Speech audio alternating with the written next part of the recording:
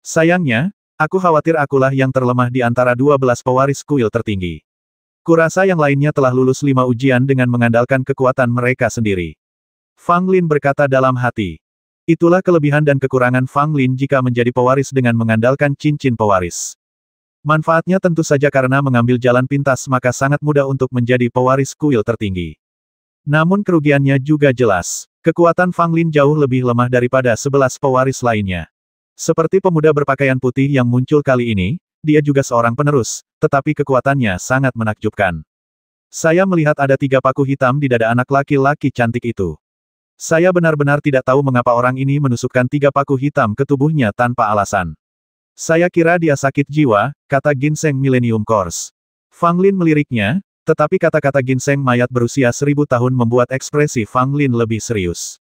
3 kuku hitam. Mungkinkah pemuda berpakaian putih ini terluka saat bertarung dengan ginseng mayat berusia 1000 tahun, dan tidak mampu mengeluarkan kekuatan penuhnya? Kalau pemuda berbaju putih ini dalam kondisi normal, level manakah yang akan dicapainya? Titik.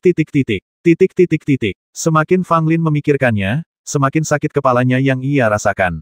Baru saja, seorang penerus kuil tertinggi muncul, dan dia sudah berada dalam situasi yang sulit. Jika dia bertemu lebih banyak lagi di masa mendatang, dia akan merasa sangat tertekan hanya dengan memikirkannya. Namun, Fang Lin juga memiliki kelebihan yang tidak dimiliki pewaris lain, yaitu kuil tertinggi. Adapun ke-11 pewaris lainnya, kecuali seseorang seperti Fang Lin memiliki cincin pewaris, jika tidak, mereka hanyalah pewaris dan bukan pemilik kuil tertinggi. Ini juga perbedaan antara Fang Lin dan 11 orang lainnya. Kuil tertinggi dapat dibawa oleh Fang Lin, sedangkan ke-11 orang lainnya hanya memperoleh warisan seni bela diri kuil tertinggi dan sebuah fragmen tertinggi. Saat ini, Fang Lin belum benar-benar mulai berlatih seni bela diri kuil tertinggi, jadi mungkin ada beberapa kesenjangan dibandingkan dengan 11 orang lainnya. Tetapi selama Fang Lin diberi lebih banyak waktu dan mempelajari seni bela diri kuil tertinggi, dia akan memiliki kepercayaan diri untuk bertarung dengan ke-11 orang lainnya. Aku perlu istirahat yang cukup. Jangan meneleponku jika tidak ada yang salah, kata ginseng mayat milenium, lalu merangkak ke dalam tas 9 istana Fang Lin dan mulai tidur nyenyak. Fang Lin memejamkan matanya dan meneruskan latihannya, sembari memeriksa 9 tas istana yang berhasil dirampasnya. Ngomong-ngomong, setelah menjadi penjahat selama beberapa waktu, Fang Lin mendapatkan banyak hal. Dia mendapat total 14 tas istana 9, yang semuanya diperoleh dari keturunan para penguasa istana. Setiap tas 9 istana berisi banyak hal baik. Lagi pula, mereka yang bisa memasuki tanah terlarang alkimia kuno ini semuanya adalah keturunan dari kepala istana. Mereka pada dasarnya lahir dalam keluarga alkimia dan masing-masing dari mereka memiliki latar belakang keluarga yang sangat kaya. Fang Lin membuka 9 tas istana ini satu persatu. Semakin dia memandanginya, semakin cerah senyum di wajahnya. Dia benar-benar lupa dengan tekanan yang ditimbulkan oleh penampilan pemuda berpakaian putih itu. Ramuan obat ini bagus, semuanya dibudidayakan dengan hati-hati. Tas 9 istana milik siapa ini? Ada begitu banyak tungku alkimia yang bagus di dalamnya. Aku benar-benar ingin memakan semuanya. Tidak buruk, tidak buruk. Meskipun harta ini tidak berguna bagiku, namun sangat cocok untuk diberikan kepada orang lain. Fang Lin memeriksa selusin atau lebih tas 9 istana dan menemukan ramuan obat yang sangat langka, bunga misterius laut dalam, di salah satunya. Bunga misterius laut dalam ini hanya dapat ditemukan di bawah laut dalam, dan biasanya dijaga oleh monster laut yang kuat. Mustahil bagi seorang prajurit untuk mendapatkannya tanpa kekuatan yang cukup.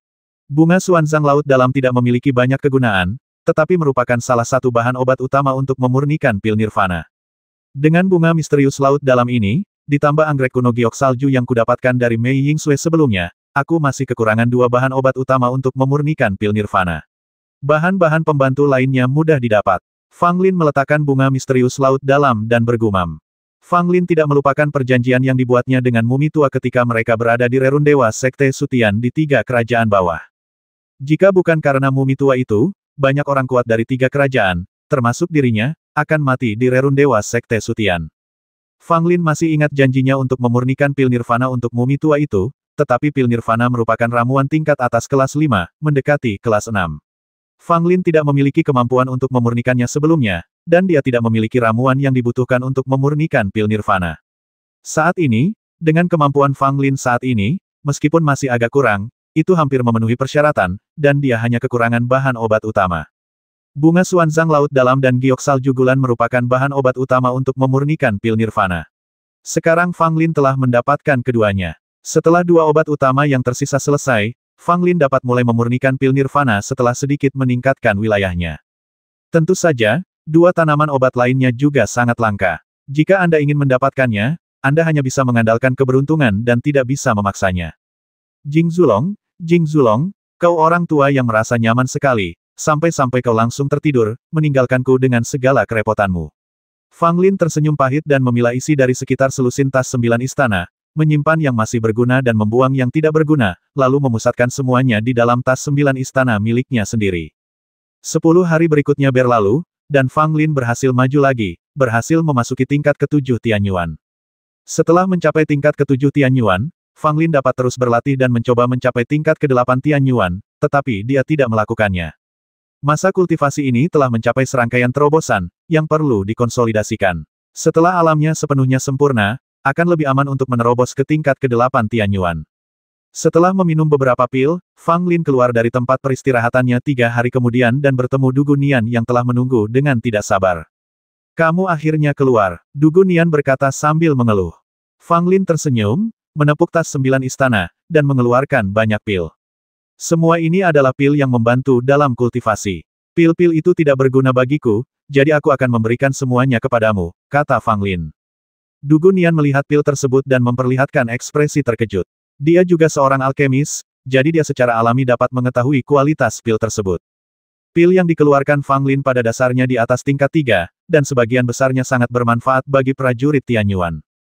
Kau mencuri semua ini, kan? Kata Dugu Nian. Fang Lin terbatuk kering. Ini bukan perampokan, ini disebut panen. Dugu Nian mendengus, namun tidak menolak dan menerima semuanya. Ngomong-ngomong, aku punya beberapa harta karun lagi. Aku akan memberikannya padamu juga. Fang Lin berkata sambil mengeluarkan beberapa harta karun yang bagus. Tidak buruk, tidak buruk. Kau tahu bagaimana menghormatiku. Dugu Nian berkata sambil tersenyum.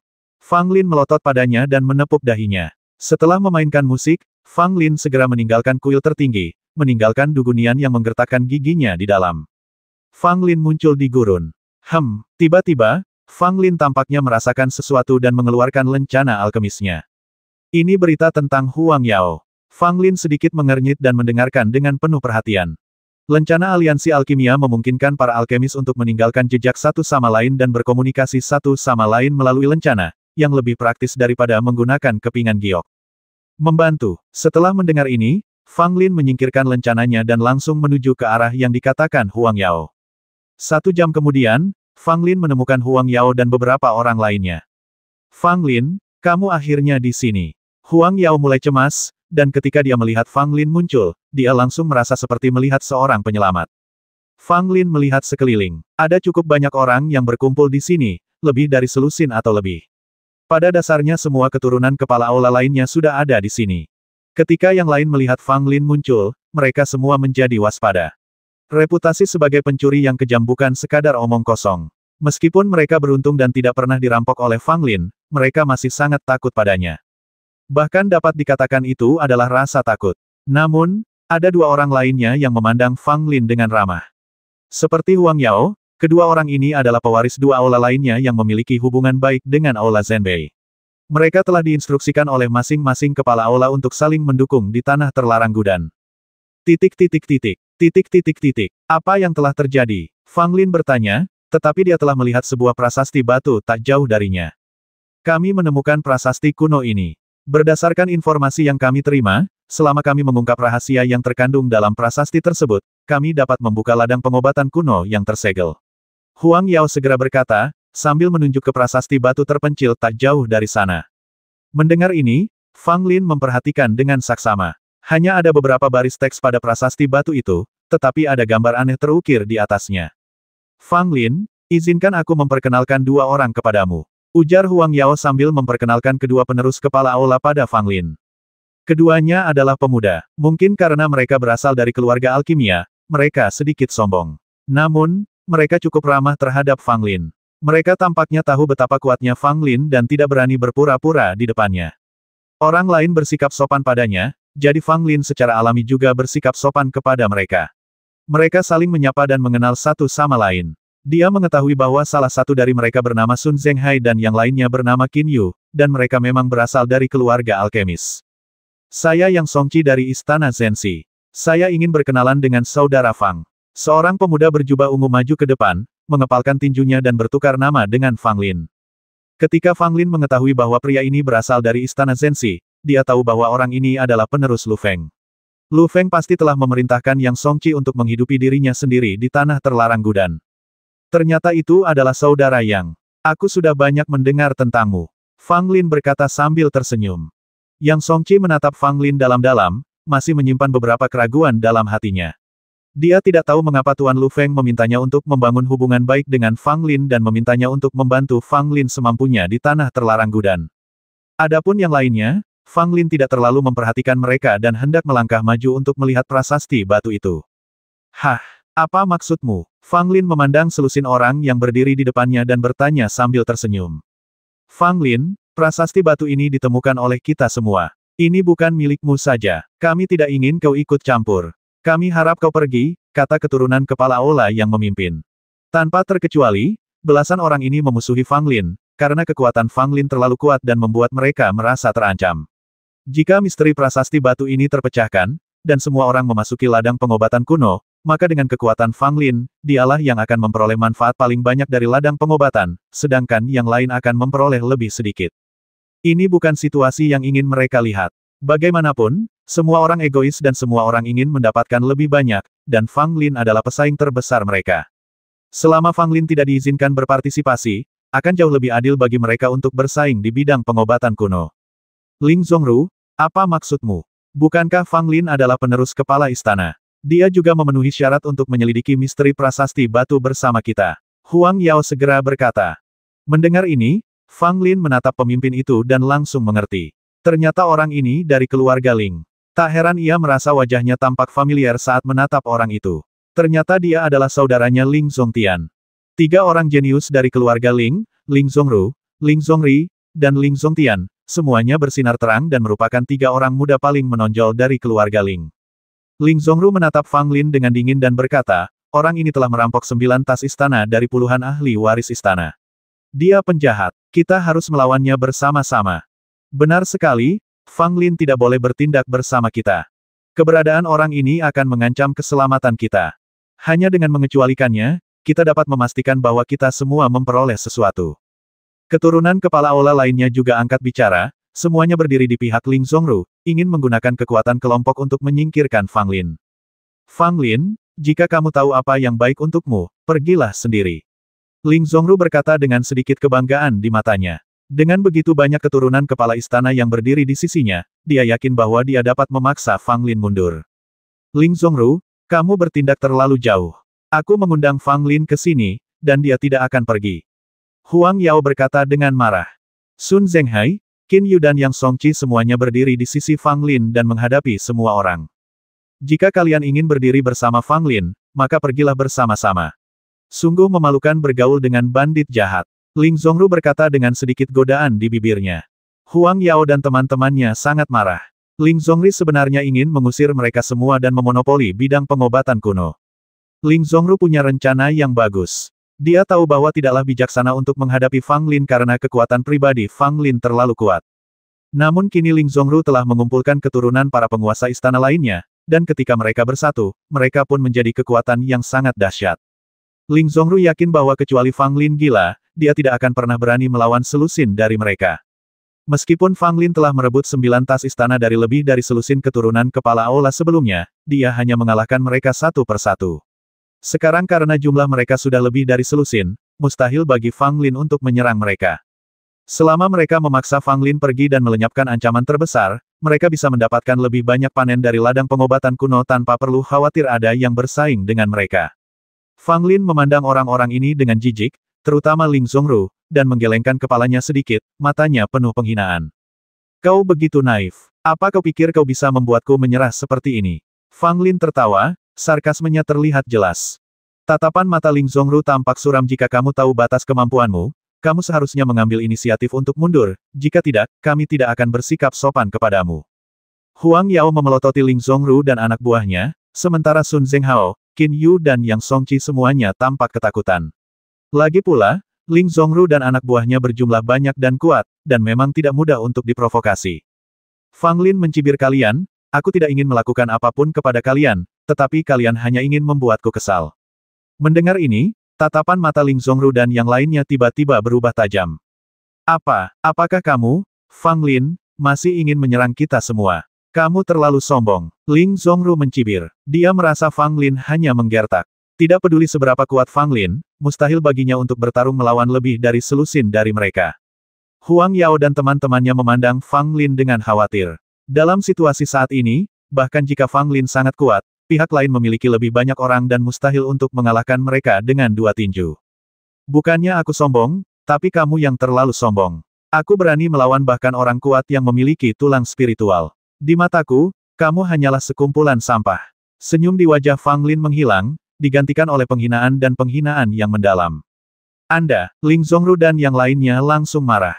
Fang Lin benar-benar berani memandang rendah mereka seperti ini dan bahkan secara langsung menyebut mereka sampah.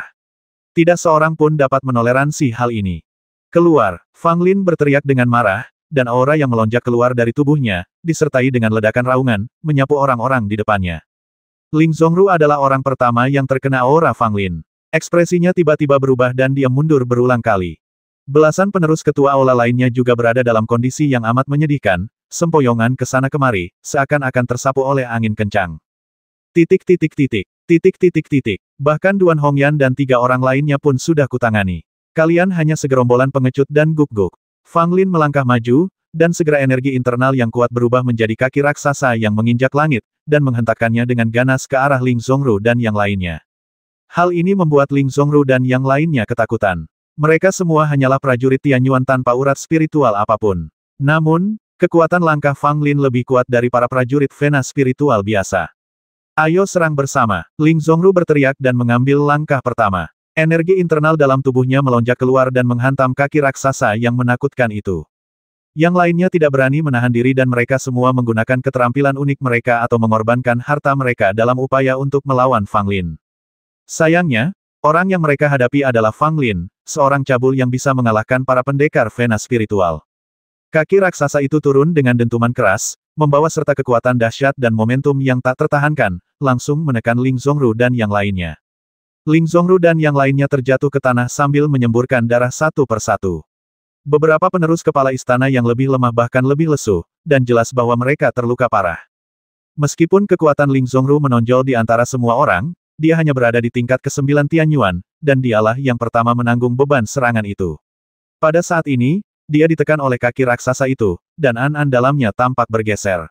Dia sangat kesakitan, sampai-sampai dia muntah darah beberapa kali.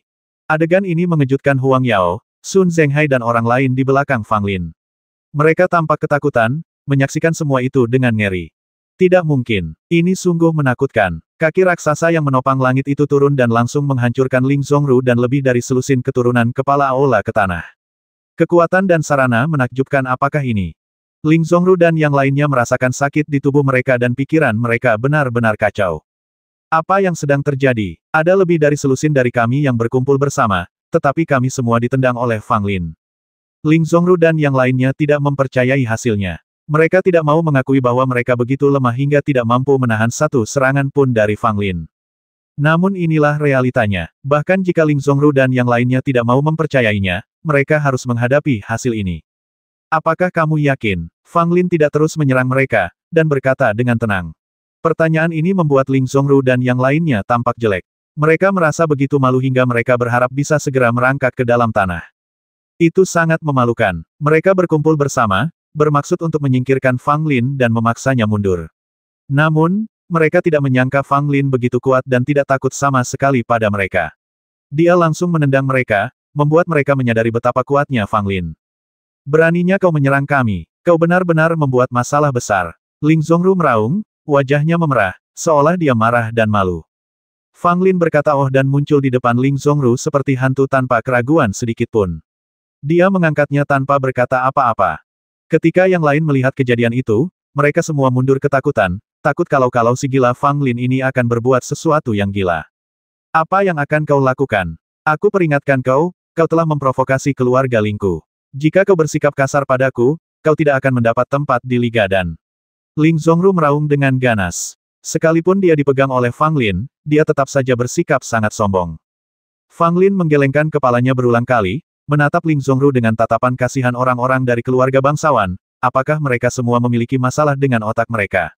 Kalian masih tidak dapat memahami situasi di depan kalian. Jika aku ingin membasmimu, itu tidak ada bedanya dengan membasmi seekor semut. Ling Zongru menyeringai, kau tidak bisa membasmiku, dan keluarga Lingku sudah mulai berurusan denganmu. Jika kau mengakui kesalahanmu dan pergi ke keluarga Lingku untuk bersujud dan meminta maaf, mungkin keluarga Lingku akan membiarkanmu pergi. Fang Lin mendengus, merasa makin jijik terhadap pria ini. Tanpa berkata apa-apa, dia langsung mengarahkan telapak tangannya ke lengan laki-laki itu. Segera setelah itu, Fang Lin mengambil jimat kehidupan Ling Zongru di tangannya. Pada saat ini, Ling Zongru langsung panik. Jimat hidupnya ada di tangan Fang Lin, dan hidupnya tidak lagi aman. Sekarang, apakah kamu masih bisa bersikap tangguh? Fang Lin bertanya sambil tersenyum, dan sengaja melambaikan jimat kehidupan di depan Ling Zongru. Wajah Ling Zongru memerah dan dia tidak berani mengatakan sepatah kata pun. Jimat hidupnya telah dirampas oleh Fang Lin. Dia sekarang tidak punya apapun untuk menyelamatkan hidupnya, jadi Fang Lin dapat dengan mudah membasminya. Fang Lin, aku tidak berani lagi. Ling Zongru menundukkan kepalanya dan mengatakan hal ini sambil menggertakkan giginya. Dewa tahu betapa memalukan bagi Ling Zongru untuk menundukkan kepalanya kepada Fang Lin, tetapi tidak peduli betapa memalukannya itu, tidak ada cara lain. Hidupnya akan segera berakhir, jadi mengapa dia harus takut kehilangan muka? Fang Lin tersenyum, melemparkan Ling Zongru ke tanah, dan melemparkan jimat kehidupan kepadanya. Simpanlah jimat penyelamatmu dan jangan biarkan aku mengambilnya lagi, kata Fang Lin sambil melangkah melewati Ling Zongru. Ling Zongru dan yang lainnya terdiam, memperhatikan Fang Lin berjalan menuju prasasti batu, tidak tahu apakah harus tinggal atau pergi. Melihat ini, Huang Yao dan 3 orang lainnya segera mengikuti Fang Lin, merasa cukup lega. Saudara Ling, kami, seorang penerus kepala istana memandang Ling Zongru. Ling Zongru menggertakkan giginya dan memegang erat jimat kehidupan di tangannya, tetapi tidak mengatakan apapun. Apakah kamu masih punya keberanian untuk tinggal di sini? Fang Lin berbalik dan menatap mereka dengan pandangan menggoda. Ling Zongru adalah orang pertama yang berdiri dan pergi tanpa menoleh ke belakang. Yang lainnya pergi dalam aib seperti dia, dan tak seorang pun tertinggal. Bagaimana aku bisa punya keberanian untuk tinggal di sini? Sebelumnya dia telah mengucilkan Fang Lin dan ingin memaksanya pergi, tetapi akhirnya malah ditendang oleh Fang Lin. Ini adalah kehilangan muka yang sangat besar. Fang Lin sama sekali tidak peduli dengan kepergian Ling Zongru dan yang lainnya. Jika orang-orang ini dapat terus tinggal di sini dengan wajah tebal, Fang Lin akan mengagumi mereka. Berdiri di depan prasasti batu, Fang Lin mengamati dengan ama dan melihat sederet kata terukir di atasnya. Jika Anda mengetahui peta ini, Anda dapat memasuki bidang pengobatan. Fang Lin memperhatikan pola pada prasasti batu itu. Sekilas, dia tidak bisa memahaminya sama sekali. Kelihatannya seperti sekumpulan figur yang diukir secara acak. Huang Yao, Sun Zhenghai dan 3 orang lainnya juga datang. Mereka sudah melihat polanya pada lempengan batu, tetapi mereka tidak tahu. Jika Anda perhatikan pola ini dengan saksama, pola ini tampak seperti binatang aneh, tetapi juga tampak bukan binatang aneh. Mustahil untuk mengenalinya, kata Yang Songqi. Fang Lin mengangguk sedikit. Kalau orang perhatikan dengan teliti pola pada prasasti batu itu, memang bentuknya seperti binatang aneh. Adapun binatang aneh macam apa itu, Fang Lin sama sekali tidak dapat memastikannya, tetapi dia selalu merasa polanya familiar, seolah-olah dia pernah melihatnya di suatu tempat. Karena tidak tahu apa-apa untuk saat ini, Fang Lin duduk bersila di depan prasasti batu dan mulai mengingat dalam benaknya. Fang Lin memiliki terlalu banyak kenangan, kehidupan masa lalu dan masa kini, yang bercampur jadi satu. Tidak mudah untuk mengingatnya. Untungnya, Fang Lin pada dasarnya tidak melupakan apapun tentang kehidupan sebelumnya. Setelah lebih dari 1 jam, Fang Lin tiba-tiba terbangun. Saya tahu, ini guk-guk rakun yang mencari obat, kata Fang Lin. Ketika keempat orang lainnya mendengar ini, mereka semua tercengang. Mencari rakun obat. Apa itu rakun pencari obat? Mereka belum pernah mendengar keberadaan binatang aneh seperti itu. Fang Lin sangat bersemangat. Dia sudah bisa menebak siapa yang meninggalkan prasasti batu itu, dan dia pun semakin bersemangat untuk menekuni bidang pengobatan kuno. Fang Lin, apa rakun itu mencari obat? Huang Yao bertanya dengan bingung, dan 3 orang lainnya juga menatap Fang Lin.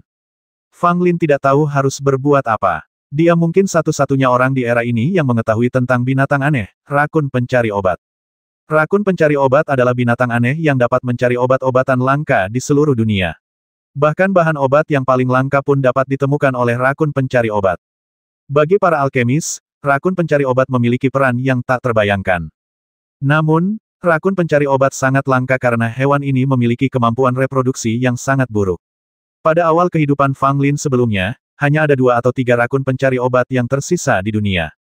Salah satunya ada di Istana Dansheng, dibesarkan oleh seorang tetua yang memiliki pengalaman hebat. Setelah Fang Lin memasuki Istana Dansheng, dia juga melihat rakun pencari obat dan bermain dengannya, jadi dia punya kesan tertentu tentangnya. Sang tetua pernah memberitahu Fang Lin bahwa dia telah merawat ladang obat dengan baik, di sana dia menanam banyak tanaman obat yang langka dan berharga, semuanya adalah tanaman obat langka yang dibawa kembali oleh rakun pencari obat dari seluruh tempat. Namun, hanya mereka yang diakui oleh Su Nyaoli yang memenuhi syarat untuk memasuki bidang pengobatannya. Kalau tidak, meskipun Anda adalah kepala Istana Dansheng, Anda tidak bisa masuk jika Su Nyaoli tidak setuju. Fang Lin saat itu menertawakan orang tua itu, mengatakan bahwa dia sudah dewasa, tetapi dia harus mendengarkan seekor rakun yang mencari obat. Kini ketika melihat prasasti batu itu beserta kata-kata dan pola yang tertera di atasnya, Fang Lin seperti kesurupan. Kemungkinan besar ini adalah ladang pengobatan yang ditinggalkan oleh sesepuh. Bagaimana ini mungkin? Mungkinkah setelah sekian lama, bidang pengobatan itu masih ada? Jantung Fang Lin berdebar kencang. Meskipun dia tidak yakin saat ini, jika ini benar, maka dia mungkin bisa menemukan beberapa jejak Istana Dansheng di bidang pengobatan. Pada saat itu, Fang Lin mengulurkan jari-jarinya dan mulai mengukir pada prasasti batu. Jari-jarinya meninggalkan bekas pada lempengan batu, secara bertahap menggambarkan sosok rakun pencari obat. Sun Yaoli, aku tidak menyangka akan bertemu denganmu lagi setelah sekian tahun. Fang Lin berkata sambil tersenyum, dan tidak jelas apakah ada kenangan atau penyesalan di matanya. Sebuah cahaya tiba-tiba muncul pada lempengan batu itu. Ada reaksi. Mungkinkah itu benar-benar rakun yang mencari obat? Mereka berempat semuanya terkejut. Mereka tidak menyangka Fang Lin mengenali pola pada prasasti batu itu dengan mudah. Prasasti batu itu terbenam pelan-pelan di dalam pasir, kemudian seberkas cahaya muncul di posisi semula prasasti batu itu. Itu susunan teleportasi. Beberapa orang merasa gembira. Ini seharusnya menjadi pintu masuk ke bidang kedokteran. Ayo pergi. Fang Lin memasuki lingkaran sihir terlebih dahulu, dan 4 lainnya mengikutinya. Dengan kilatan cahaya, Fang Lin dan teman-temannya menghilang. Saat berikutnya, Fang Lin dan teman-temannya muncul di ladang pengobatan. Yang dapat mereka lihat hanyalah berbagai macam herba langka dan eksotis, serta berbagai macam bau harum yang bercampur jadi satu. Kecuali Fang Lin, Huang Yao dan 3 orang lainnya pingsan begitu mereka datang ke sini, dan menunjukkan berbagai gejala fisik. Fang Lin merasakan hal yang sama. Ia merasa sangat tidak nyaman dan pusing, seperti telah diracuni. Namun, Fang Lin tahu bahwa dia tidak diracuni. Hanya saja ladang pengobatan ini sudah ada sejak lama, dan bahan-bahan obat di sini terus-menerus mengeluarkan bau yang telah memenuhi udara di sini dengan kekuatan obat yang luar biasa kuat. Meskipun obat-obatan ini tidak beracun, namun obat-obatan itu terlalu kuat dan Huang Yao serta 3 orang lainnya tidak mampu menahannya, sehingga mereka pingsan. Sederhananya, prinsipnya adalah yang lemah tidak dapat diberi makan. Fang Lin merasakan ada sesuatu yang salah dan menyingkirkan kegembiraannya. Dia melambaikan tangannya dan memasukkan ke-4 orang itu ke dalam tas binatang. Kemudian dia duduk bersila dan mulai menggunakan kekuatan fisiknya untuk melarutkan kekuatan obat yang dahsyat itu. Namun tak lama kemudian, Fang Lin tidak dapat menahannya lagi. Kekuatan obat di sini begitu kuat sehingga meskipun Fang Lin memiliki tubuh yang kuat, sulit untuk memurnikannya. Tidak ada cara lain, jadi Fang Lin harus mengeluarkan labu dan membiarkannya menyerap kekuatan obat tempat itu, lalu dia bersembunyi di kuil tertinggi. Labu ini bukan labu biasa, melainkan labu Qiankun yang diperoleh Fang Lin dari Kaisar Es Gua Tak Berujung. Belum pernah digunakan, tetapi sekarang digunakan di sini. Labu Qiankun terus menyerap kekuatan obat yang terkumpul di bidang pengobatan selama bertahun-tahun yang tak terhitung jumlahnya, tetapi tampaknya ia tidak dapat menyerap semuanya dalam waktu singkat. Fang Lin duduk bersila di kuil suci tertinggi, sepenuhnya memurnikan kekuatan obat yang mengalir ke tubuhnya, dan kemudian melepaskan Huang Yao dan 3 orang lainnya. Ada apa dengan ke-4 orang ini? Dugu Nian bertanya dengan rasa ingin tahu. Tidak apa-apa, aku hanya bertahan. Fang Lin berkata sambil tersenyum, membantu Huang Yao dan 3 orang lainnya untuk melarutkan kekuatan obat dalam tubuh mereka. Untungnya, mereka berempat dibawa ke dalam tas binatang oleh Fang Lin tepat waktu. Jika tidak, jika terlalu banyak kekuatan obat yang terkumpul di tubuh mereka, mereka mungkin meledak dan mati. Namun, diperkirakan ke-4 orang ini tidak akan bisa bangun dalam waktu dekat. Efek obat yang kuat masih menyebabkan trauma yang cukup besar pada tubuh mereka. Apakah kamu menemukan tempat menarik lagi? Dugu Nian berkata dengan penuh semangat, seolah-olah dia benar-benar ingin keluar dan melihat dunia. Fang Lin tersenyum pahit dan berkata, tempat ini sangat menyenangkan, tetapi tempat ini juga berbahaya. Apakah kamu ingin pergi ke sana? Mendengar ini, Du Gunian menggelengkan kepalanya berulang kali aku tidak pergi. Fang Lin tersenyum, tetapi pikirannya amat gelisah. Meskipun dia hanya tinggal sebentar di bidang pengobatan tadi, namun bidang pengobatan tersebut sangat mirip dengan bidang pengobatan dalam ingatannya. Labu Qiankun menyerap kekuatan obat di bidang pengobatan selama sebulan penuh. Selama periode ini, Fang Lin meninggalkan kuil tertinggi 3 kali dan memasuki bidang pengobatan untuk menyelidiki. Meski kekuatan obatnya melemah, hal itu tetap saja menghalangi orang untuk tinggal lama di sana. Huang Yao dan 3 orang lainnya seharusnya sudah bangun sejak lama, tetapi untuk menghindari kecurigaan dan tidak ingin mereka mengetahui keberadaan kuil tertinggi, Fang Lin menggunakan berbagai cara untuk membuat mereka berempat tetap pingsan dan mereka belum bangun hingga kini. Tidak sampai sebulan kemudian Fang Lin meninggalkan kuil tertinggi untuk keempat kalinya dan melangkah ke bidang pengobatan. Dia menemukan bahwa kekuatan obat yang kuat di tempat ini tidak akan membahayakan tubuh manusia, dan dia langsung merasa lega. Kemudian, Fang Lin membawa Huang Yao dan keempat orang lainnya keluar dari kuil tertinggi dan membangunkan mereka. Mereka berempat membuka mata satu demi satu dan melihat sekeliling dengan bingung. Di mana kita? Huang Yao dan 3 orang lainnya berkata. Lagi pula, mereka telah tidak sadarkan diri dalam waktu yang lama, tidak dapat dielakkan lagi kalau kesadaran mereka sedikit kabur. Fang Lin berkata, ini adalah ladang pengobatan kuno. Sebelumnya, Anda terpengaruh oleh kekuatan pengobatan yang telah tersimpan di sini selama puluhan juta tahun dan mengalami koma. Sekarang, kekuatannya telah melemah dan tidak ada masalah. Mendengar ini, Huang Yao dan 3 orang lainnya teringat bahwa begitu mereka melangkah ke ladang pengobatan kuno ini, mereka merasakan layar hitam di depan mata mereka dan pingsan. Aku sangat ceroboh. Aku tidak menyangka kekuatan obat yang begitu kuat terkumpul di sini. Sun Zhenghai berkata dengan sedikit ketakutan. Namun, mereka berempat menatap Fang Lin dengan heran. Keempatnya pingsan, jadi mengapa orang ini tampaknya tidak terpengaruh? Tentu saja mereka berempat tidak menanyakan pertanyaan ini. Lagi pula, setiap orang punya rahasia. Sekarang, dengan ladang pengobatan kuno yang luas di hadapan mereka, keempatnya memperlihatkan ekspresi gembira di wajah mereka. Mereka tidak dapat menunggu lebih lama lagi dan ingin mulai memetik tanaman herbal. Namun, Fang Lin masih ada di sana. Mereka mampu memasuki bidang pengobatan kuno ini berkat Fang Lin. Jika dia tidak memulainya, Huang Yao dan 3 orang lainnya tidak akan merasa nyaman memetik tanaman herbal terlebih dahulu. Fang Lin berdiri di ladang obat, melihat sekeliling tanpa mengucapkan sepatah kata pun. Semua yang ada di sini terasa familiar dengan pemandangan dalam ingatannya, tetapi ada pula bagian yang asing. Lagi pula, bertahun-tahun telah berlalu, jadi wajar bila beberapa perubahan terjadi. Tumbuhan obat yang ditanam di ladang obat ini, tak terkecuali, semuanya merupakan tumbuhan obat yang langka dan berharga, bahkan ada yang sulit ditemukan di dunia luar. Tapi di sini, bukan hanya jumlahnya yang banyak, tetapi pada dasarnya setiap tanaman telah tumbuh selama puluhan ribu tahun, dan khasiat obatnya begitu baik hingga tidak terbayangkan. Dapat dikatakan bahwa nilai bidang pengobatan kuno ini tidak dapat diperkirakan. Jika ditempatkan di dunia luar, bahkan petinggi 3 kerajaan dan pemimpin teratas aliansi alkimia pun tidak akan bisa tinggal diam. Sekarang, bidang pengobatan kuno ini akan berguna bagi kaum muda. Fang Lin melirik Huang Yao dan 3 orang lainnya. Melihat mereka semua menatapnya dengan penuh semangat, dia langsung tersenyum dan berkata, sabar ya. Tunggu sampai aku memastikan tidak ada jebakan atau bahaya lain di sini. Setelah itu, kita bisa kembali untuk mengambil tanaman obat. Huang Yao dan ketiga temannya tidak sabar untuk memetik tanaman obat di sini, tetapi karena Fang Lin berkata demikian, mereka harus bersabar untuk sementara waktu.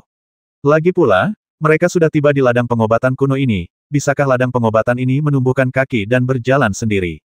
Fang Lin mulai menjelajahi bidang pengobatan. Yang dilihatnya hanyalah berbagai bahan obat yang berharga. Dia sangat gembira bisa menemukan bidang kedokteran ini. Terlepas dari apakah bidang pengobatan ini ditinggalkan oleh teman lama, nilai obat-obatan berusia ribuan tahun ini dalam bidang pengobatan saja tidak terbayangkan.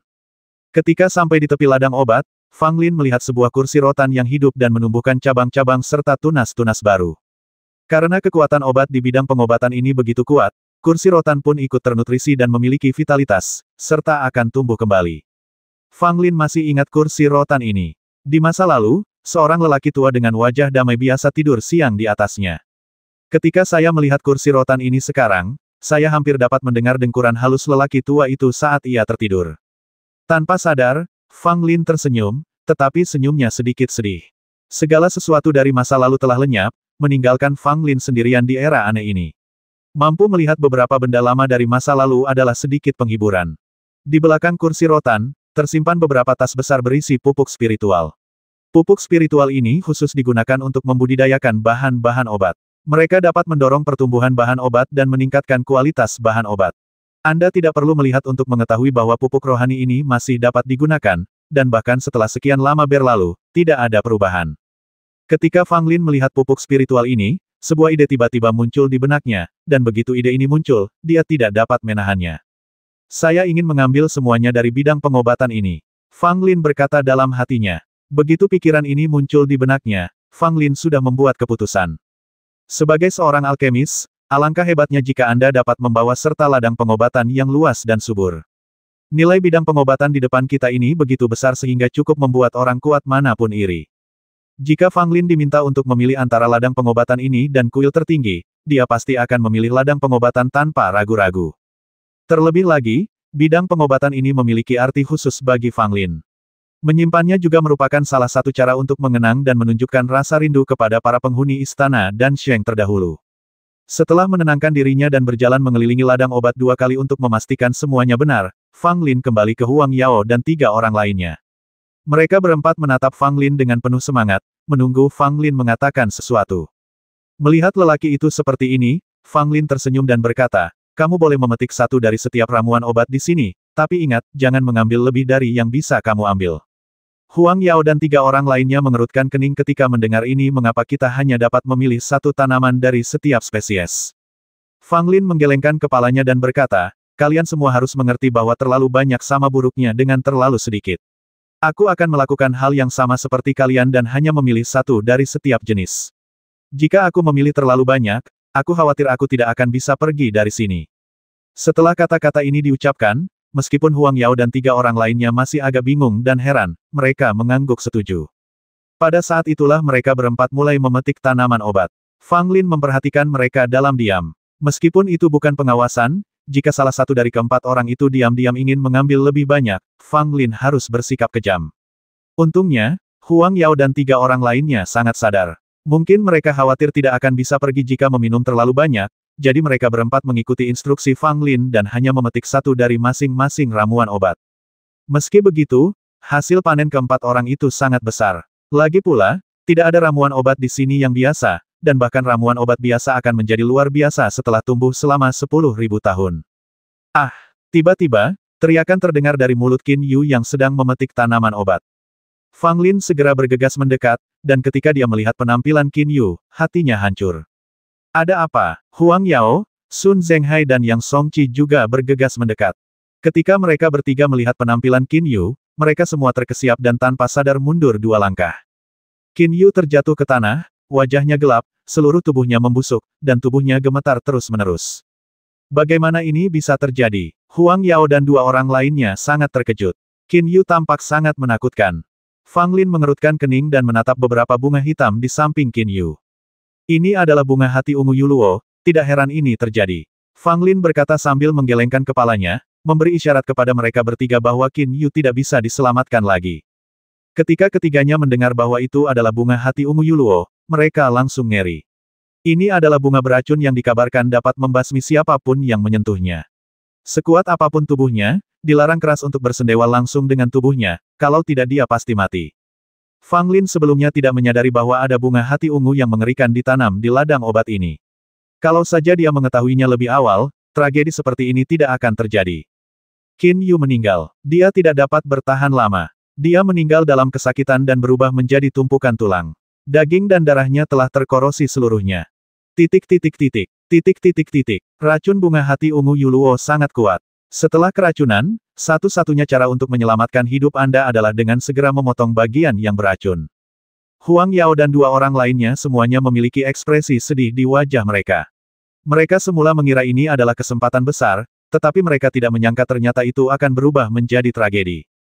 Bahkan jimat kehidupan pun tidak berfungsi. Mungkinkah bidang pengobatan ini benar-benar terisolasi dari dunia luar? Kata Yang Songqi. Fang Lin berpikir sejenak dan berkata, "Saya khawatir jimat kehidupan tidak dapat membawa kita keluar dari sini. Tempat ini tidak lagi berada dalam lingkup tanah terlarang dan kuno." Huang Yao dan dua orang lainnya tampak pucat saat mendengar ini. Jimat kehidupan tidak ada gunanya di sini. Jika sesuatu terjadi, mereka mungkin akan mati di sini seperti Qin Yu. Kematian Qin Yu hanyalah sebuah kecelakaan. Kita harus berhati-hati. Sebaiknya jangan menyentuh ramuan obat yang tidak kita yakini. Mungkin ada lebih dari satu jenis racun di sini, kata Fang Lin. Huang Yao dan dua orang lainnya mengangguk dengan sungguh-sungguh. Setelah melihat akhir tragis Qin Yu, mereka menjadi lebih menghormati bidang pengobatan ini. Mereka menjadi lebih berhati-hati saat memetik tanaman herbal, takut kalau mereka akan mengalami nasib yang sama seperti Qin Yu. Fang Lin memandangi mayat Qin Yu, mendesah, dan membalsem tulang-tulangnya. Setelah meninggalkan tanah terlarang Gudan, dia meminta seseorang untuk mengirimkannya ke istana tempat Qin Yu berada. Dengan pengalaman Qin Yu sebelumnya sebagai pelajaran, Huang Yao dan dua orang lainnya menjadi sangat berhati-hati saat memetik tanaman herbal. Mereka bahkan tidak berani menyentuh beberapa tanaman herbal yang tidak dapat mereka identifikasi. Setelah memetik selama beberapa jam, Huang Yao dan dua orang lainnya merasa sudah cukup. Meski tanaman herbal di ladang belum berkurang jumlahnya, mereka bertiga sudah banyak yang panen. Pada dasarnya, mereka memetik satu tanaman dari masing-masing herba. Yang tidak dipetik adalah beberapa herba yang tidak dapat diidentifikasi. Fang Lin juga berpura-pura memetik beberapa tumbuhan. Ketika dia melihat Huang Yao dan dua orang lainnya berhenti, dia berkata, sudah hampir selesai. Ayo bersiap berangkat. Huang Yao dan dua orang lainnya mengangguk, semuanya dengan ekspresi puas di wajah mereka. Bahkan jika mereka meninggalkan tanah terlarang Gudan sekarang dan kembali ke istana masing-masing, perjalanan ini pasti akan bermanfaat. Lingkaran sihir yang terhubung dengan dunia luar masih ada. Fang Lin dan tiga orang lainnya memasuki lingkaran sihir satu demi satu. Mereka melihat lingkaran sihir itu bereaksi dan hendak memindahkan mereka semua keluar. Pada saat transmisi, pikiran Fang Lin bergerak, dan dia menggunakan kekuatan kuil tertinggi untuk secara paksa membawa semua yang ada di ladang obat ini ke kuil tertinggi. Semua ini terjadi dalam sekejap, dan bahkan Fang Lin tidak yakin apakah dia bisa menggunakan kuil tertinggi untuk mengambil alih ladang obat ini. Saat berikutnya, mereka berempat muncul di tanah terlarang dan kuno. Lingkaran sihir di bawah kaki mereka menghilang, dan prasasti batu yang diukir dengan pola rakun pencari obat tidak pernah muncul lagi. Tampaknya tidak pernah ada peluang kuno di sini. Aku keluar. Untungnya, aku tidak terjebak di sana. Kalau tidak, bahkan jika aku punya banyak obat berharga, semuanya akan sia-sia. Sun Zhenghai berkata sambil melihat pasir kuning di sekitarnya, merasa lega. Fang Lin juga menunjukkan ekspresi lega, tetapi dia sangat gembira di dalam hatinya, karena dia telah membawa ladang pengobatan ke kuil tertinggi. Masih ada sekitar 2 bulan lagi hingga akhir perjalanan ke tanah terlarang Gudan. Aku ingin tahu apa rencanamu selanjutnya. Fang Lin bertanya pada ketiga orang itu. Yang Songqi berkata saya akan terus menjelajahi tanah terlarang kuno ini, berharap menemukan peluang lain. Aku sudah puas. Aku akan mencari tempat untuk menunggu sampai aku meninggalkan tanah terlarang Gudan, kata Sun Zhenghai. Huang Yao berpikir sejenak, lalu menatap Fang Lin dan bertanya, Saudara Fang, apa rencanamu? Fang Lin tersenyum dan berkata, saya juga sama seperti Saudara Sun. Saya hanya ingin mencari tempat untuk menunggu perjalanan ini berakhir. Sun Yao berkata menurutku berbeda dengan Saudara Fang. Masih banyak peluang di sini. Aku masih perlu mencarinya. Akan lebih baik jika aku bisa mendapatkan sesuatu. Jika tidak, aku akan merasa puas. Kalau begitu, kita akhiri saja di sini. Kalau kalian butuh bantuan, kalian bisa saling menghubungi. Fang Lin berkata sambil meninggalkan tanda pada dua orang lainnya, sehingga mereka bisa menghubungi satu sama lain secara langsung melalui lencana alkemis. Setelah mereka berempat berpisah, Fang Lin memasuki kuil tertinggi. Ladang pengobatan terletak di aula samping kuil agung. Jika aula samping ini tidak cukup luas, mungkin tidak akan mampu menampung seluruh ladang pengobatan ini. Dari mana Anda mendapatkan ladang pengobatan ini? Du Gunian mengikuti Fang Lin ke aula samping dan terkejut saat melihat ladang obat yang luas ini. Fang Lin tersenyum dan berkata, ladang pengobatan ini kelihatannya bagus, jadi aku baru saja pindah ke sana. Ada banyak tanaman obat kuno berusia ribuan tahun di sini. Ketika Du Gunian mendengar ini, dia semakin terkejut. Ia menelitinya dengan teliti dan menemukan bahwa setiap tanaman obat di bidang pengobatan sangat luar biasa dan tidak dapat dibandingkan sama sekali dengan obat-obatan kuno yang telah berusia ribuan tahun. Apakah ini semua obat-obatan kuno yang berusia ribuan tahun? Du Gunian bertanya dengan bodoh. Fang Lin mengangguk, merasa sangat gembira. Kali ini panennya besar sekali. Dengan bidang pengobatan ini, Fang Lin dapat menyelamatkan dirinya dari banyak masalah di masa depan. Wah, aku kaya, aku kaya. Du Gunian bersorak, berharap dia bisa terjun ke bidang pengobatan. Kalau saja Fang Lin tidak menariknya kembali, gadis itu pasti sudah benar-benar terjun ke dalamnya. Mengapa kau menarikku? Aku ingin merasakan obat kuno itu. Ini adalah obat kuno yang sudah berusia ribuan tahun. Du Gunian berkata dengan tidak puas. Ada racun berusia sekitar 10.000 tahun di sini, hati-hati bisa keracunan sampai mati. Fang Lin berkata dengan tidak senang. Setelah mendengar ini, Du Gunian menjadi tenang. Kalau dia benar-benar terburu-buru sekarang, itu akan terlalu gegabah. Keluarga saya juga punya ladang obat-obatan. Paling banyak, ada beberapa obat berusia ribuan tahun, yang ditransplantasikan dari tempat lain. Ladang obat-obatan ini penuh dengan obat-obatan berusia 10.000 tahun. Terlalu menakutkan, kata Du Gunian. Fang Lin memandang ladang pengobatan yang luas ini dan tentu saja merasa gembira. Di bidang pengobatan ini, ia juga menemukan bahan obat utama lain yang dibutuhkan untuk menyempurnakan pil nirvana, yakni begonia bintang 7. Aku tidak menyangka ada begonia bintang 7 di bidang pengobatan ini. Dengan cara ini, bahan utama untuk memurnikan pil nirvana hanyalah cabang Gyokro Phoenix. Fang Lin berkata pada dirinya sendiri. Setelah keempat obat utama terkumpul, Anda pada dasarnya dapat mulai menyempurnakan pil nirvana. Namun jenis terakhir dari cabang Giok Fengling tidak mudah diperoleh, karena bahan obat ini sangat istimewa dan sulit ditemukan. Kecuali Fang Lin memiliki rakun pencari obat, ia hanya bisa mengandalkan kesempatan untuk mendapatkannya. Tetapi Fang Lin tidak terburu-buru. Mumi tua itu masih tertidur. Sekalipun pil nirvana telah disempurnakan, dia tidak dapat meminumnya. Pada saat itu, Fang Lin memilih semua zat beracun di ladang obat-obatan, dan kemudian merawat ladang itu dengan baik. Lagi pula, bidang pengobatan ini sudah lama tidak diurus. Meskipun bahan obat di dalamnya tumbuh dengan sangat baik, masih saja terlihat agak berantakan. Setelah dirawat, ladang pengobatan tampak jauh lebih rapi. Fang Lin memandang ladang itu dengan rasa puas dan merasa bahwa perjalanan ini sungguh berharga. Dalam 2 bulan, tanah terlarang dan kuno akan ditutup, dan aku harus pergi dan mengurus beberapa hal. Fang Lin berkata dalam hati. Apa yang akan kamu lakukan? Du Gunian bertanya. Pembasmian. Fang Lin berkata ringan, nadanya sangat bersahaja. Du Gunian sedikit mengernyit tidak akan berbahaya, kan? Fang Lin tersenyum dan berkata, tidak apa-apa, Lao Xiancai akan pergi bersamaku. Sambil berbicara, Fang Lin mengeluarkan mumi tua itu dari tas 9 istana. Wah, bukankah sudah kubilang, jangan ganggu aku, kata Millennium Course Ginseng dengan sangat tidak puas. Fang Lin tidak berkata apa-apa dan menunjuk ke ladang obat yang tidak jauh dari sana. Ginseng mayat berusia 1000 tahun itu melihat ke arah ladang obat, dan matanya tiba-tiba melebar.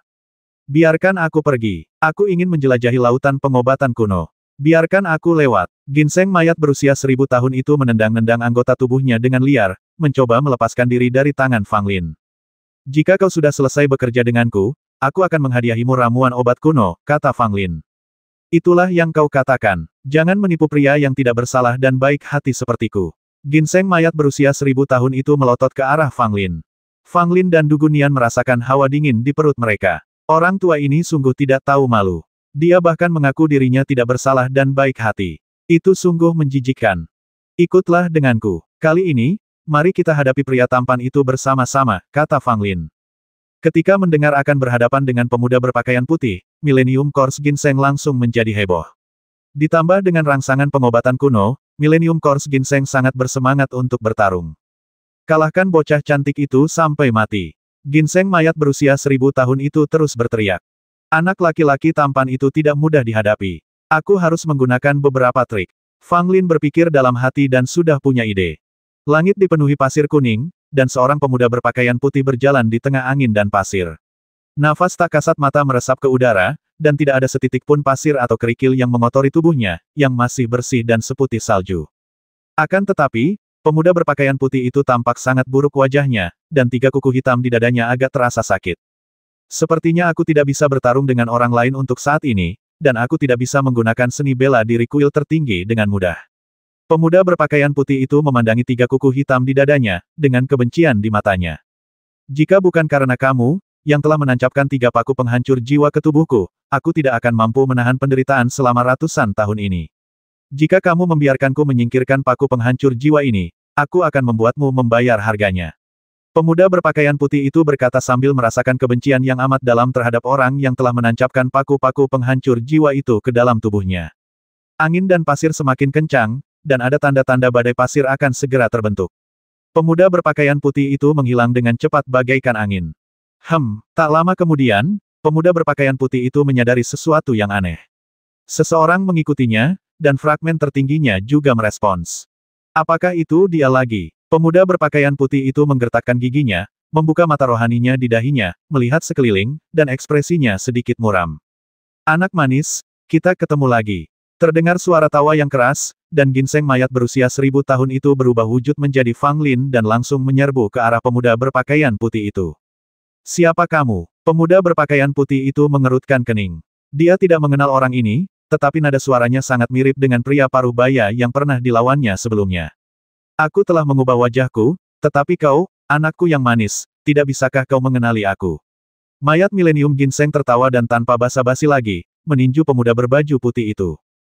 Kamu mencari kematian. Pemuda berpakaian putih itu mengumpat dengan marah dan juga melancarkan pukulan.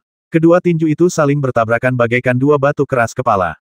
Dengan suara keras, ginseng mayat berusia 1000 tahun itu terus-menerus mundur, sementara pemuda berpakaian putih itu memiliki wajah dingin dan aura mengerikan terpancar dari tubuhnya.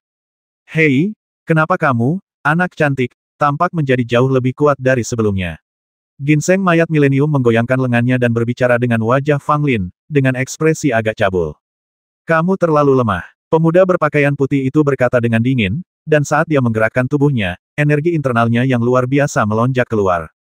Lihat, aku akan menghajarmu sampai mati. Millennium Course Ginseng berteriak dan menggunakan tinju kilin. Setiap kali dia memukul, muncullah hantu kilin. Seni bela diri kilin. Pemuda berpakaian putih itu menunjukkan sedikit keterkejutan, tetapi lebih kepada kebingungan. Terakhir kali mereka bertarung, lawannya jelas bukan orang ini, dan wilayah kekuasaannya serta seni bela dirinya benar-benar berbeda, tetapi perilaku dan ekspresinya persis sama. Tetapi tak apalah, bagi pemuda berbaju putih itu, mengalahkan orang di depannya sudah cukup, tak perlu lagi memikirkan hal yang lain. Pemuda berpakaian putih itu memperlihatkan kekuatan yang jauh lebih menakjubkan dari sebelumnya, seolah-olah dia belum pernah menggunakan kekuatan penuhnya sebelumnya. Seni bela diri kilin memang kuat, tetapi orang yang menggunakannya sangat buruk. Pemuda berpakaian putih itu mencibir, dan ketika dia membalikkan tangannya, bayangan pohon kuno muncul, menyelimuti pemuda berpakaian putih itu, dan aura yang luas dan tak terbatas terpancar darinya. Wah, anak laki-laki manis, ternyata kamu adalah roh pohon. Ginseng mayat berusia 1000 tahun itu berteriak dengan sengaja. Pemuda berpakaian putih itu tidak berkata apa-apa, dan bayangan pohon kuno, dengan aura yang sunyi, menghantam bayangan kilin. Hantu kilin meraung, tetapi tidak mampu menahan kekuatan yang dilepaskan oleh hantu pohon kuno, dan terus mundur. Melihat pemandangan ini, Millennium Course Ginseng tiba-tiba panik, membuka mata spiritualnya, dan cahaya biru melonjak, berubah menjadi cetakan kepalan tangan. Hanya hal sepele, pemuda berpakaian putih itu berteriak sambil menunjuk dengan satu jarinya, dan seketika itu juga mengembunkan tenaga dalam yang amat kuat. Wah, jejak tinju itu menghilang, tetapi jari itu masih memiliki kekuatan tersisa dan langsung menuju ke ginseng mayat berusia 1000 tahun. Ginseng mayat berusia 1000 tahun itu tidak dapat menghindar dan terkena jari. Ia langsung menjerit dan terlempar mundur, seakan-akan terluka parah. Pemuda berpakaian putih itu menunjukkan sedikit rasa jijik dan hendak meneruskan serangannya, namun tiba-tiba angin kencang bertiup di belakangnya. Kamu ceroboh. Suara dingin Fang Lin terdengar, memegang tombak kuno di tangannya, dan dia berada kurang dari satu langkah dari pemuda berpakaian putih itu.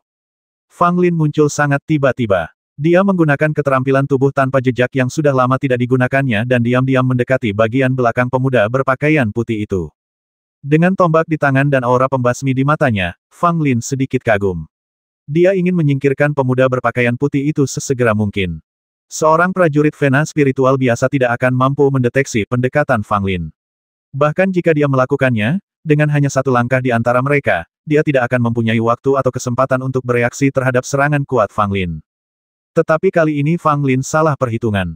Apakah kamu pikir aku tidak tahu? Pemuda berpakaian putih itu berkata dengan acuh tak acuh, dan meraih pergelangan tangan Fang Lin tepat saat tombak kuno itu menyerang.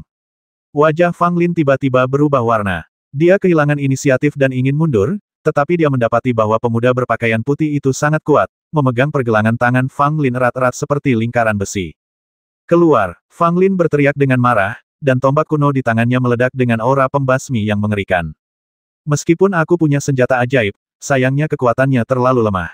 Pemuda berpakaian putih itu mencibir dan membuka mata rohaninya di dahinya. Dia melihat sebatang pohon kuno yang menjulang tinggi muncul, menyelimuti pemuda berbaju putih di bawah pohon kuno itu.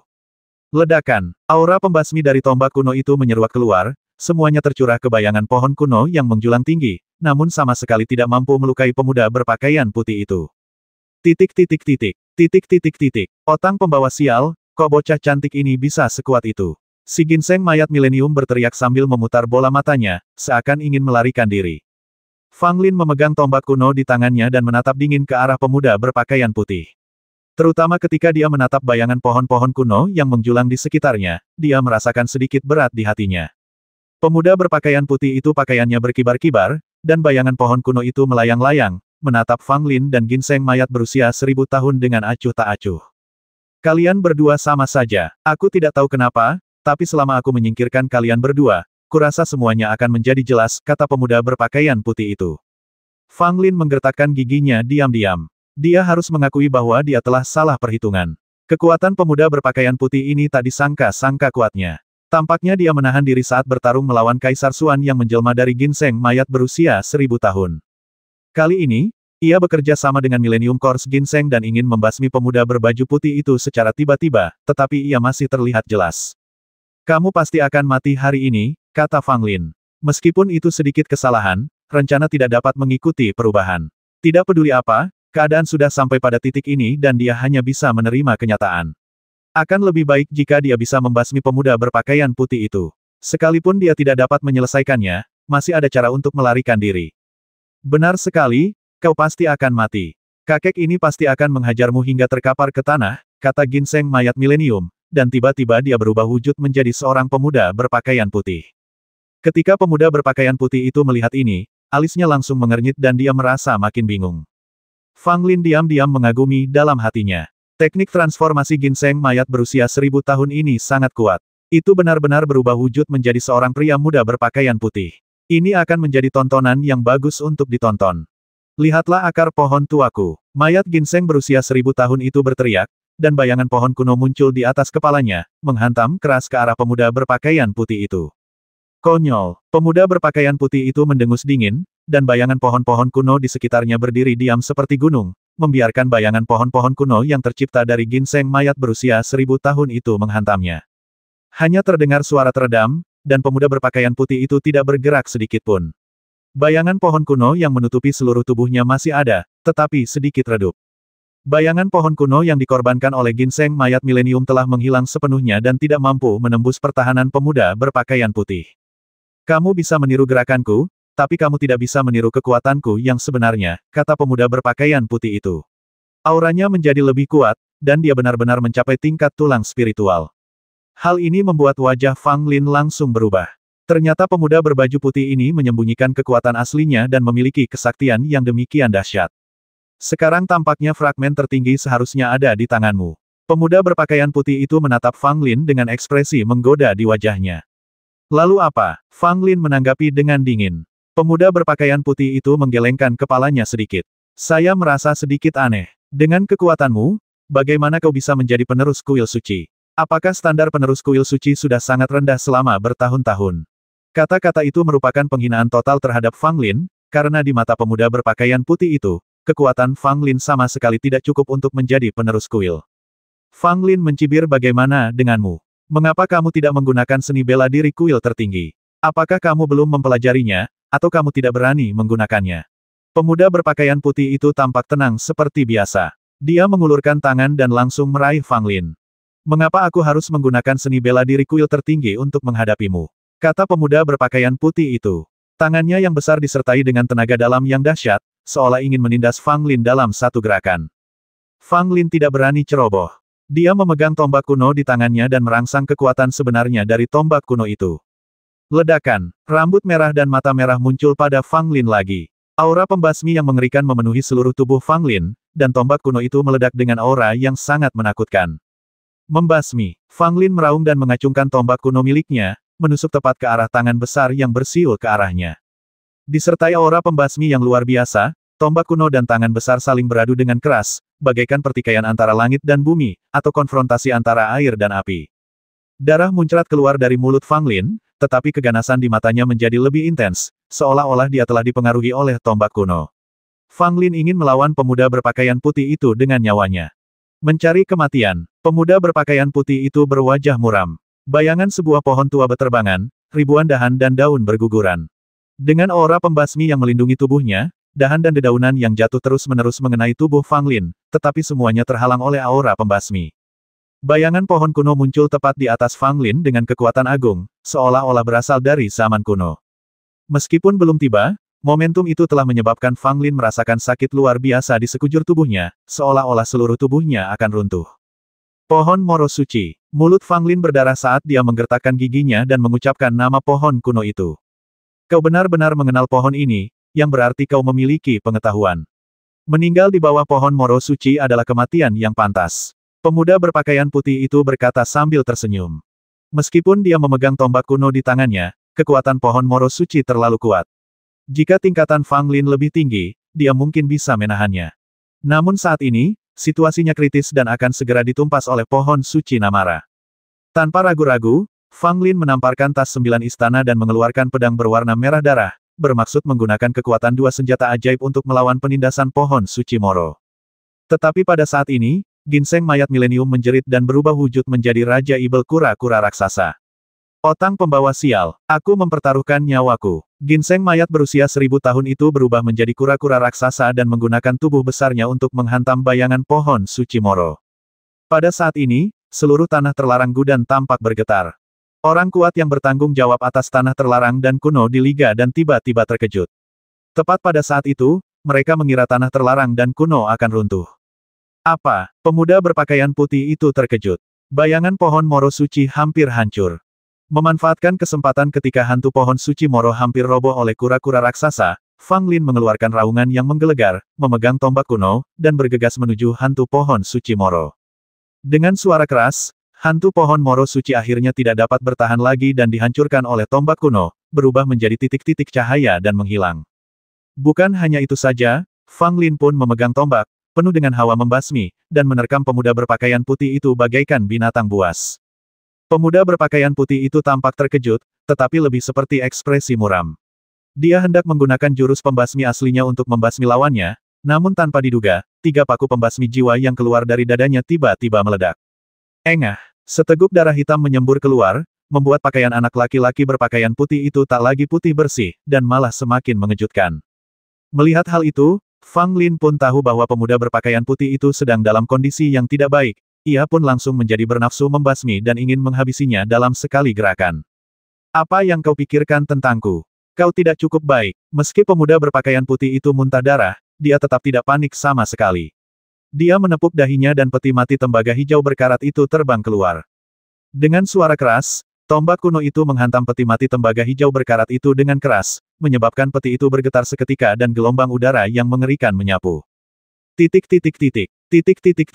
Fang Lin menyemburkan darah dan terhuyung mundur, sementara pemuda berpakaian putih itu juga menyemburkan 2 suap darah hitam secara berturut-turut, dengan rasa sakit yang semakin parah terlihat di wajahnya. Peti mati tembaga hijau berkarat itu mundur sedikit, dan di bawah kendali pemuda berpakaian putih, peti itu kembali menekan ke arah Fang Lin dengan momentum yang sangat kuat. Fang Lin dikelilingi oleh udara hitam, dengan pakaian tempur kilin melindungi tubuhnya. Sambil memegang tombak kuno, dia terus bertarung dengan peti mati tembaga hijau berkarat. Ginseng mayat berusia 1000 tahun telah kembali ke penampilan aslinya. Ia tergeletak di tanah, terengah-engah. Jelas itu tidak dapat membantu Fang Lin. Sial, aku benar-benar kelelahan kali ini. Kurasa aku tidak akan bisa pulih dalam 3 hingga 5 bulan. Millennium Course Ginseng mengutuk dengan lemah. Pemuda berpakaian putih itu terkejut melihat Fang Lin begitu sakti hingga ia bahkan mampu bertarung dengan peti perunggu kesayangannya, ia pun mulai berpikir untuk mundur. Meskipun pemuda berpakaian putih itu masih memiliki beberapa kartu truf dan jurus pamungkas yang belum digunakannya, ia yakin bahwa begitu ia menggunakan keahliannya yang sebenarnya, ia dapat mengalahkan Fang Lin. Namun, 3 paku penghancur jiwa di dadanya terlalu mematikan, sehingga mencegahnya menggunakan seluruh kekuatannya. Jika pertarungan berlangsung terlalu lama, paku-paku penghancur jiwa akan menjadi lebih parah. Baru setelah melepaskan paku penghancur jiwa, pemuda berpakaian putih itu dapat bertarung tanpa keraguan apapun. Jelas, saat ini bukan saat terbaik bagi pemuda berpakaian putih untuk bertarung, dan mundur adalah pilihan paling bijaksana. Hari ini, aku akan melepaskanmu. Simpan saja fragmen tertinggi itu untukku. Aku akan datang sendiri untuk mengambilnya saat waktunya tiba. Pemuda berpakaian putih itu berkata dengan dingin. Mau pergi? Ada kesempatan. Fang Lin tertawa dan menamparkan tas istana 9. 81 tungku alkimia terbang keluar, menghalangi pemuda berpakaian putih itu mundur ke arah manapun. Melihat hal itu, pemuda berbaju putih itu tampak semakin muram. Dia memanggil kembali peti mati perunggu hijau berkarat itu, ingin menggunakannya untuk membersihkan jalan dan memaksanya keluar. Bentuk formasi. Fang Lin berteriak, dan 81 tungku alkimia langsung membentuk formasi Sutian 100 kuali. Api yang berkobar membakar di dalam masing-masing tungku alkimia. Api membubung ke angkasa, dan 81 tungku alkimia mulai berputar, menjebak pemuda berpakaian putih itu di dalam formasi, membuatnya sulit baginya untuk menemukan kesempatan menerobos. Kau ingin menjebakku seperti ini? Naif sekali. Pemuda berpakaian putih itu menutupi dadanya, dan peti mati tembaga hijau berkarat itu tiba-tiba terbuka. Saya melihat sebuah pohon muda muncul dari peti mati perunggu, memancarkan fluktuasi yang tak terbayangkan dan menakjubkan. Bagaimana ini mungkin? Kau benar-benar memiliki bibit pohon moro suci. Fang Lin terkejut dan tidak percaya. Pohon moro suci merupakan pohon suci yang hanya ada pada zaman dahulu. Ia memiliki kekuatan agung langit dan bumi. Setiap pohon moro suci membutuhkan waktu puluhan ribu tahun untuk benar-benar tumbuh. Pemuda berpakaian putih ini sebenarnya memiliki bibit pohon moro yang suci. Kesempatan seperti ini sudah sangat luar biasa. Bibit pohon suci moro muncul dan kekuatan yang menggemparkan pun menyapu. 81 tungku alkimia segera terpengaruh, tidak dapat mempertahankan formasi, dan tersebar satu demi satu. Ayo pergi. Pemuda berpakaian putih itu melangkah langsung ke peti mati perunggu hijau berkarat, memegang bibit pohon moro suci di tangannya, bergegas keluar dari formasi Sutian 100 ding, dan pergi. Fang Lin ingin menghentikannya, tetapi dia tidak berdaya. Belum lagi kekuatan peti mati perunggu hijau berkarat itu sulit ditebak, pohon muda pohon suci moro memiliki kekuatan yang tak terbayangkan. Sayang sekali, Fang Lin berkata, memasukkan tombak kuno itu ke sakunya, dan penampilannya kembali normal. Dengan lambaian tangannya, ke-81 tungku alkimia terbang kembali dan disimpan oleh Fang Lin. Rencana ini dianggap gagal. Namun tidak sepenuhnya aku kehilangan, setidaknya aku dapat mengetahui lebih jauh tentang kekuatan pemuda berbaju putih itu. Ketika Fang Lin memikirkan fakta bahwa pemuda berpakaian putih itu memegang bibit pohon suci moro di tangannya, dia merasakan sakit kepala. Awalnya ia mengira kekuatan pemuda berpakaian putih itu hanya peti mati aneh, tetapi ia tidak menyangka ternyata dia malah memiliki benda menyimpang seperti bibit pohon suci moro. Lagi pula, selain harta karunnya, pemuda berpakaian putih itu sendiri juga sangat sakti. Meskipun dia belum memasuki alam tulang roh, dia tidak jauh kalah dengan orang-orang kuat di alam tulang roh. Kesenjangan terbesar antara Fang Lin dan pemuda berpakaian putih adalah dalam hal alam. Jika Fang Lin dan pemuda berpakaian putih itu berada di alam yang sama, Fang Lin pasti bisa mengalahkannya bahkan jika pihak lain memiliki bibit pohon suci moro. Namun, mungkin saja pemuda berpakaian putih itu masih memiliki beberapa keraguan. Lagi pula, Fang Lin juga melihat 3 kuku hitam itu. Kemungkinan besar keberadaan 3 paku hitam ini telah mempengaruhi kekuatan pemuda berbaju putih tersebut. Di antara 12 penerus kuil tertinggi, akan sangat merepotkan jika yang lainnya sesat orang ini. Fang Lin berkata sambil tersenyum kecut, dan melirik ginseng mayat berusia 1000 tahun yang tergeletak di tanah berpura-pura mati tidak jauh darinya. Berhentilah berpura-pura, kau melakukannya dengan cukup baik kali ini, kata Fang Lin. Ketika mayat ginseng milenium mendengar ini, dia segera bangkit dari tanah dengan ekspresi puas. Tentu saja, aku sangat bijak dan kuat. Jika bocah cantik ini tidak berlari secepat itu, aku akan membuatnya berlutut di tanah dan bersujud serta memohon belas kasihan. Fang Lin memarahi, kau menganggap serius pujianku. Kita gagal kali ini. Bocah tampan itu terlalu kuat. Kita akan menghadapinya lain kali. Sambil berbicara, Fang Lin melemparkan obat kuno berusia 1000 tahun ke ginseng mayat. Ginseng mayat berusia 1000 tahun itu langsung tidak senang. Wah, bukankah kamu punya obat kuno berusia 10.000 tahun? Mengapa kamu memberiku ini?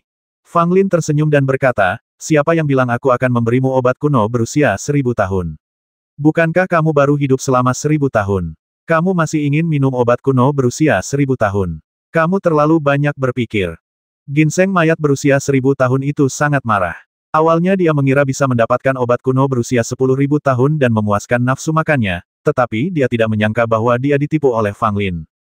Siapa bilang aku hanya hidup selama 1000 tahun? Aku, Millennium Course Ginseng berbicara dengan marah, tetapi dia menahannya di tengah jalan. Alis Fang Lin berkedut sedikit, seolah dia mendengar sesuatu, tetapi dia tidak banyak bicara.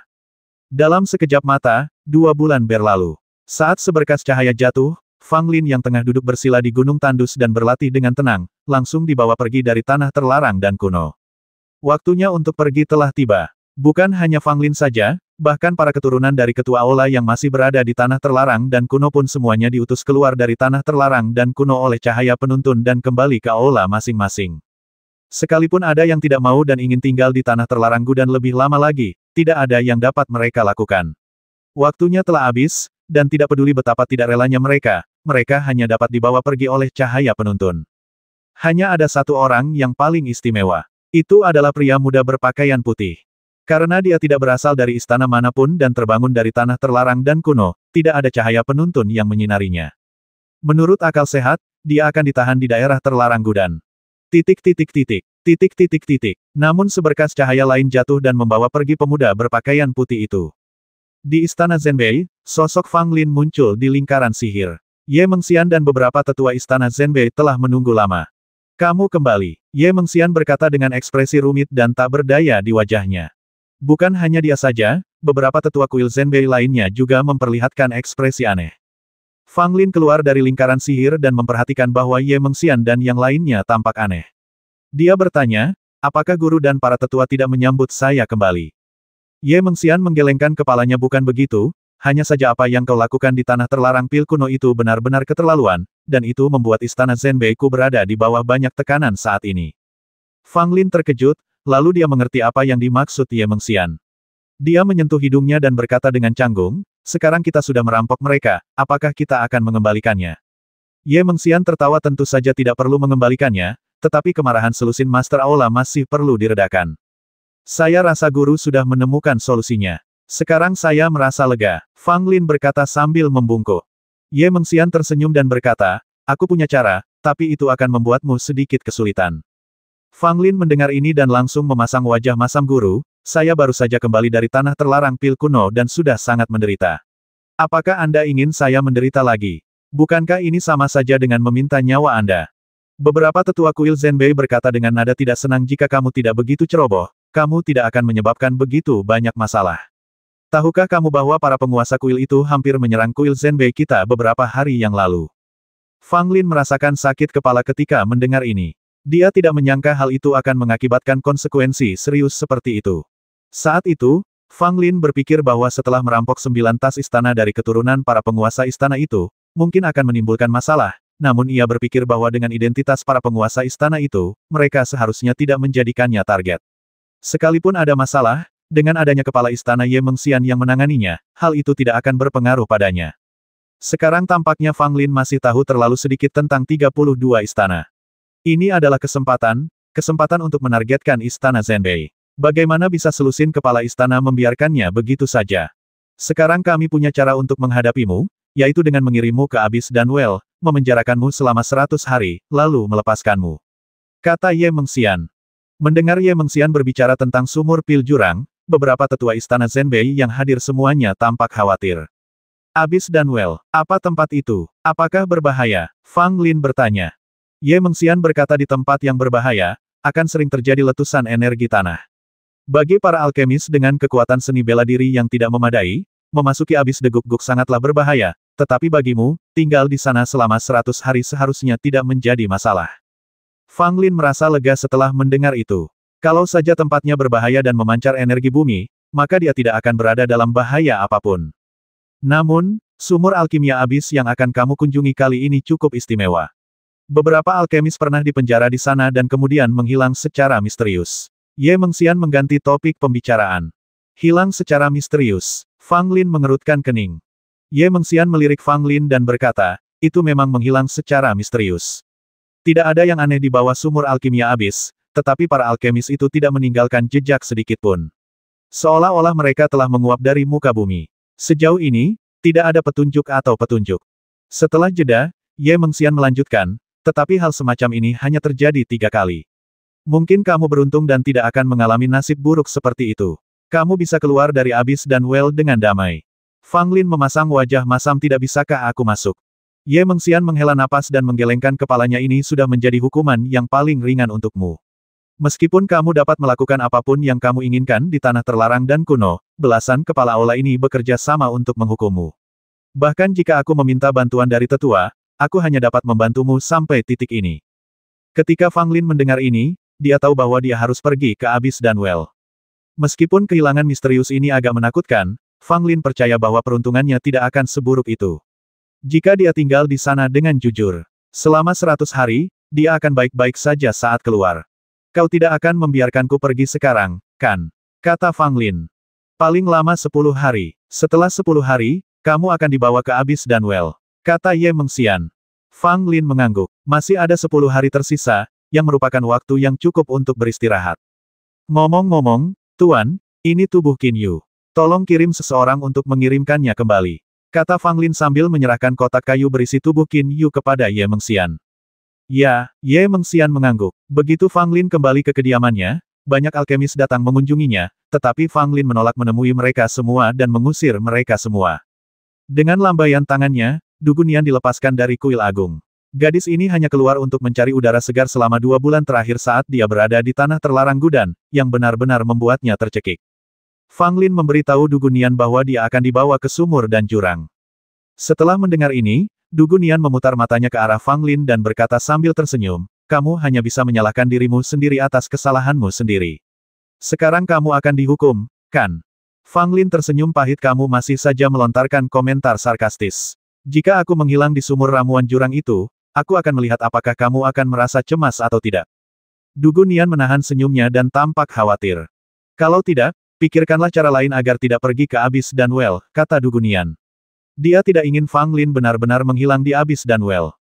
Fang Lin menggelengkan kepalanya. Jika ada cara, Master Istana Ye tentu akan memikirkannya. Ini adalah selusin Master Istana yang berkumpul untuk menargetkanku. Aku hanya bisa menerima nasibku, kecuali aku diam-diam meninggalkan Istana Zhenbei. Namun, jika itu terjadi, aku akan masuk dalam daftar hitam Liga Alkimia. Aku akan pergi ke Abyss Deguk-guk. Kautik Mahadewa di Istana Zhenbei dan tunggu aku kembali. Fang Lin berkata pada Du Gunian.